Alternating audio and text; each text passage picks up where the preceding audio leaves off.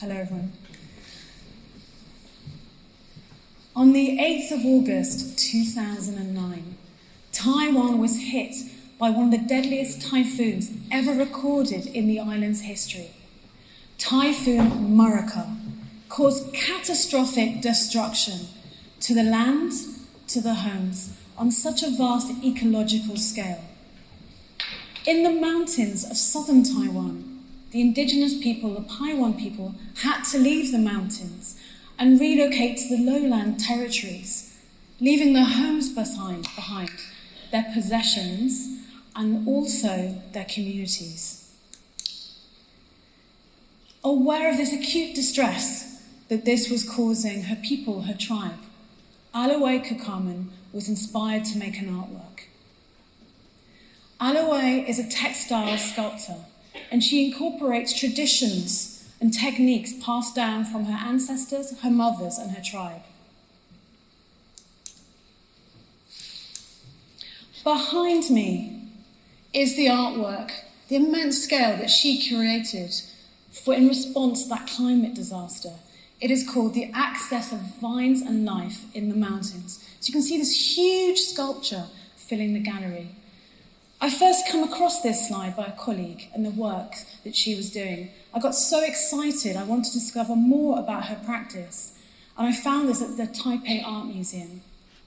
So fast forward to 2023, I had the pleasure of working with Alawai at the Hayward Gallery in London, and we then installed this work. One of the things that excites me most about my job is to work with artists. I'm the chief curator at the Hayward London, and where we welcome working with living, breathing artists, be it painters, drawers, sculptors, performance artists, installation, and why. They all have unique stories to tell, human experiences, and it's to share that with you and the members of the public.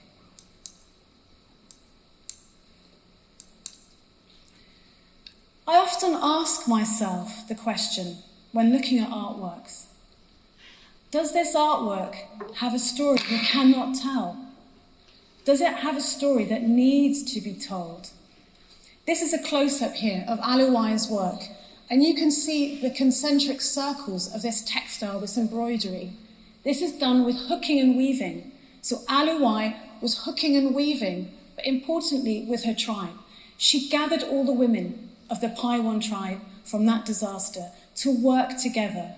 And what they did was weaving recycled silks, recycled fabrics, creating sections by themselves, stitching them together. So by hooking and weaving and doing embroidery, you're actually hooking and weaving memories, you're hooking and weaving communities, intergenerational communities. You're hooking and weaving. What are you doing? A sense of emotional hope. Because art cannot express in words sometimes. Art is about emotions and feelings, and by doing that together, you're creating a cohesion. That's what Alawai was creating, of hope. From that trauma and loss, she was telling a story of hope and resilience. One older member, actually, it's a very funny story, was saying to Alawai while she was working on this piece, she said, while I was working, I remembered the fish, the rivers, the streams where we used to live. And I'm really grateful I could think back to the past. While we were working on this piece and installing it in the exhibition space, Alawai came up to me and said, I have a spiritual story for you. I had a dream last night. Can we actually move the sculpture? I said, yes, of course we can. So we had a ritual in the gallery. It involved whiskey. We had a ritual with the ancestors, and they wanted us to move it to a different section. So we got this huge sculpture, the embroidery we took down with the technicians, the wooden plinths, and we built the sculpture on the other side of the gallery. I asked her why after. I said, why did we move the position of this huge textile sculpture? And I loved the scale of it, really did.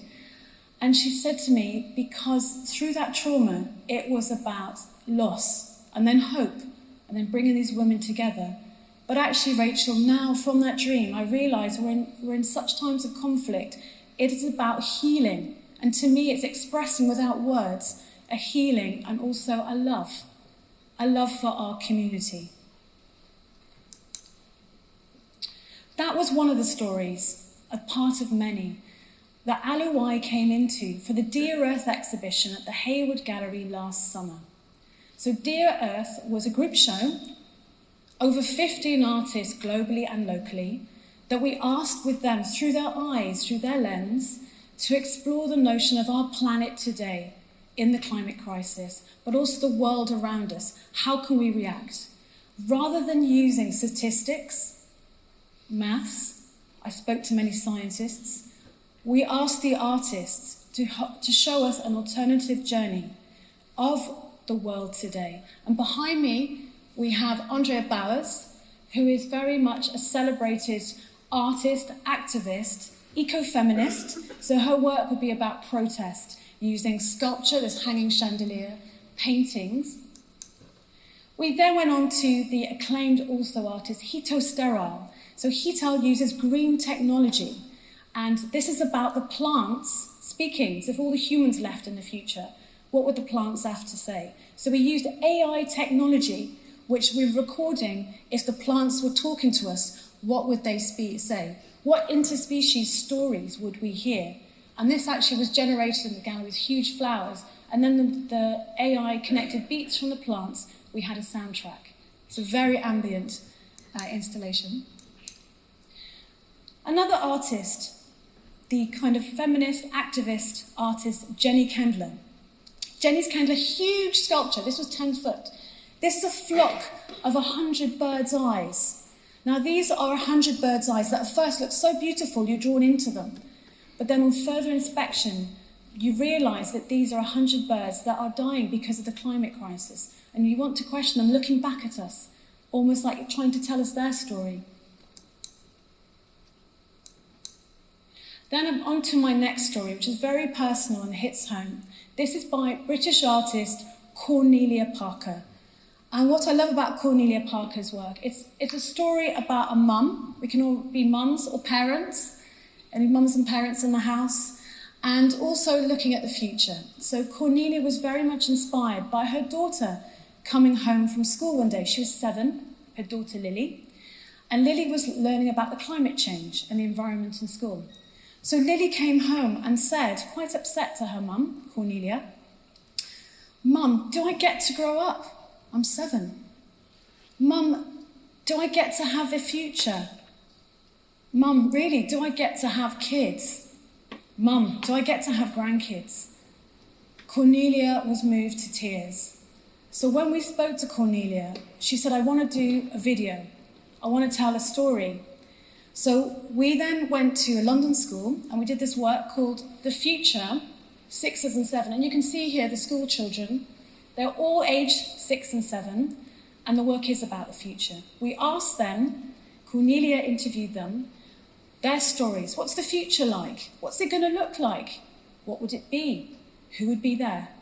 And the stories that came back were really either hilarious, very funny, very thought-provoking, but you know what?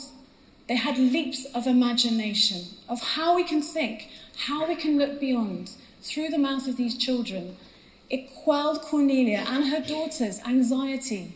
It actually showed that there are alternative ways forward, alternative ways to think, and actually look at the world ahead of us. How can we have those great leaps of imagination?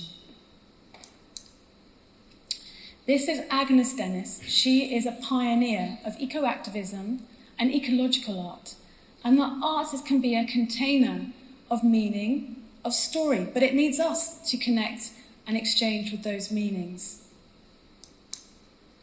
Art can also be a meaning of social change. This is by the Nigerian artist Otabbong Nanga, who does beautiful tapestries, installations. We see a tree here and a tapestry behind. But Otabbong actually was inspirational to me for Dear Earth, because she told me, Rachel, to care is a form of resistance. If we care, we can change, we can think, we can connect. We're already in the apocalypse, And this wasn't about solving things, because you can't. We can all offer alternatives. We can show there's other roads to take. Artists are storytellers. They look at what's going on in society and they play it back to us, sometimes with words, sometimes without words, but they show us these stories. They invite us in. They invite us in why? So we can connect, we can express emotion. We can also have a transcendent. It transcends barriers, opens new possibilities. We walk through, we see with different eyes. We live in times of conflict, climate crisis, and we're living in a time of pandemic. Historically, in times of crisis, art production was inspired and increased, and art making as a response. Artists and storytellers are very much needed now. Art are the tools to inspire, for us to connect, to remind us, to retrace our histories, re-look at alternative solutions. They remind us as well that it's about intergenerational connection. It reminds us of what it is to be human.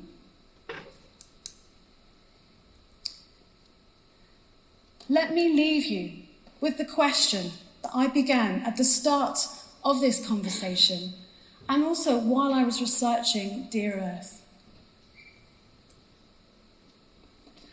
What was the last artwork you saw that expressed an emotion that we could not tell? Thank you.